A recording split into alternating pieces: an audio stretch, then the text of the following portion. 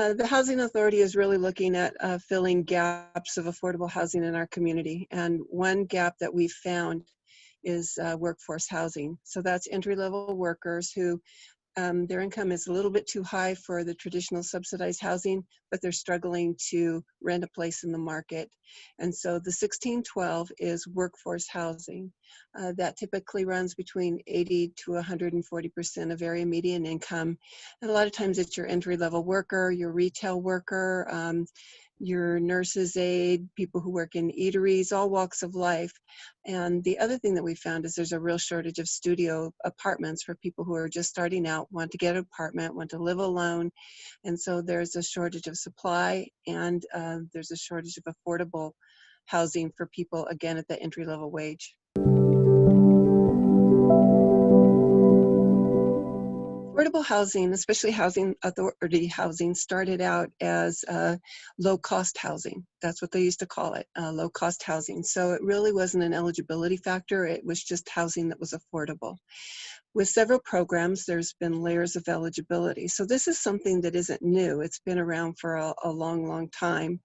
And again, with the Housing Authority in Stanislaus, we were just doing strategic planning, and we were looking for all of our clientele in the community who was struggling with affordable housing, and this is just one of the clientele. We prioritize them, so seniors, people with disabilities, families with small children, all of that we prioritize first, homeless, and we've been working on that. But now that we've been addressing some of those needs, there was an opportunity and a short window of opportunity with the CARES Act waiver that would allow us to combine the purchase of an office and the purchase of affordable housing, where we could put them together and make it pencil out to do the workforce housing. So affordable housing is typically need meets opportunity, and that's exactly what this was, is that we finally had the opportunity to address this need that we've had for a long time. Been working with all of our populations, but one population that we knew there was a great need for that we haven't touched yet was our population who's predominantly single, sometimes a couple, and who's an entry-level worker who's just a little bit above our income levels for qualifying for subsidized housing. The reason not everybody does a project like this is it's difficult to pencil out.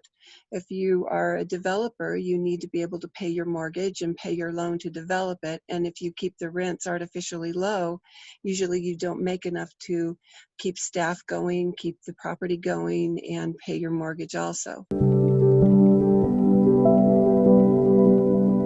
About $850, and that includes the utilities, the Wi-Fi, the cable. If you take the extra things out of it, it would be $750 plus utilities, but it's a package. So the studios are about $850, and we're still doing the study on the one bedrooms. There's only 8 one bedrooms, so they'll probably be right at or under 1,000, but $850.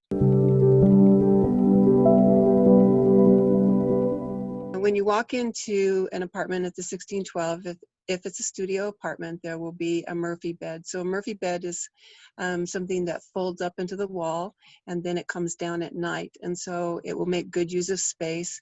The apartments are right around 300, give or take, square feet. And something that we do at the Housing Authority that's a little bit unique is that we put a washer-dryer combo. It's a single unit in our apartments, and that way people don't have to fuss with laundry rooms. And it's a real bonus for working people because especially if people work shift work, there's not always time to get into a laundry room when it's open, or they're expensive, or they just are inconvenient for people, especially the workforce. So there'll be a Murphy bed, there will be a laundry unit, and then a little kitchenette. So we're talking a couple of burners, microwave, sink, like that. So every apartment has a little space for all the things that you need to do in life, and that's what the apartments will look like.